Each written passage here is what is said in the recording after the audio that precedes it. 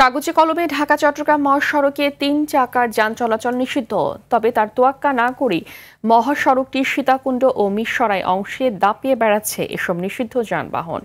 Highway পুলিশের চোখের সামনে অনিয়ম হলেও অনেকটাই নির্বিকার দেখা যায় তাদের।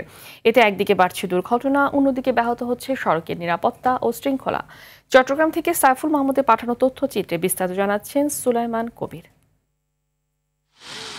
ঢাকা চট্টগ্রাম মহাসড়কে সীতাকুণ্ড মিরসরাই অংশের দৈর্ঘ্য প্রায় ৬৭ কিলোমিটার। দুর্ঘটনা নিয়ন্ত্রণে মহাসড়কটিতে ৩ চাকার যান চলাচল নিষিদ্ধ হলেও বাস্তবতা পুরোপুরি ভিন্ন।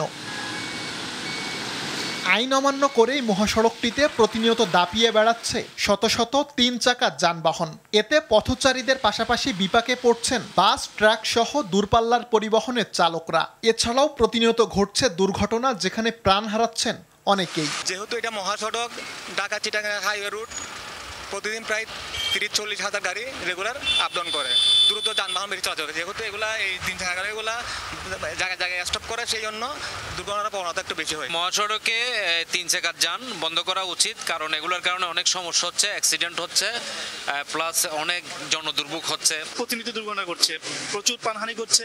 আমি কর্তৃপক্ষের কাছে, সংশ্লিষ্ট কর্তৃপক্ষের কাছে বিনীত আবেদন করব, খুব দ্রুত এটি বন্ধ করা হোক। চলতি বছরের প্রথম ১০ মাসে মহাসড়কটি সীতাকুণ্ড মিরসরাই অংশে সড়ক দুর্ঘটনায় প্রাণ হারিয়েছেন অন্তত ১০৪ জন, যার প্রধান কারণ ৩ চাকার যানবাহনের অতিরিক্ত গতি, উল্টো পথে যাত্রা সহ যত্রতত্র পার্কিং। পুলিশের চোখের সামনেই অনিয়ম হলেও কেন ব্যবস্থা নেওয়া হচ্ছে না জানতে চাইলে নানা সীমাবদ্ধতার কথা জানান পুলিশের এই কর্মকর্তা। 3 হুইলার বন্ধ করা কোনো কঠিন বিষয় না, কিন্তু আমরা কালকে 3 হুইলার বন্ধ করলে তার যে চাপটা, তাদের জীবন জীবিকার বিষয়টা তো আবার কেউ না কেউ কাউকে না কাউকে সরকারকে মনে রাখতে হয়। সুতরাং আমাদের খুব ব্যালেন্স করে আসলে চলতে হয়।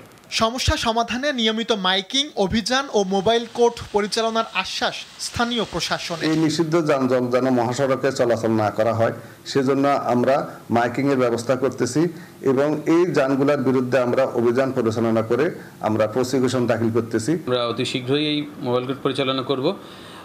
যেহেতু আপনার ট্রাক পার্কিং ইস্যুটা খুব গুরুত্বপূর্ণ ছিল, ওই বিষয়ে আমরা মোবাইল কোর্ট শেষে এই 3 হুইলার বিষয়ে অতি সত্বর আমরা মোবাইল কোর্ট পরিচালনা করব। ২০১৫ সালে দেশের ২২টি মহাসড়কে ৩ চাকা যান চলাচলে নিষেধাজ্ঞা আরোপ করে সরকার, যার প্রজ্ঞাপন জারি হয় ২০১৯ সালের আগস্টে। সুলাইমান কবির, RTV।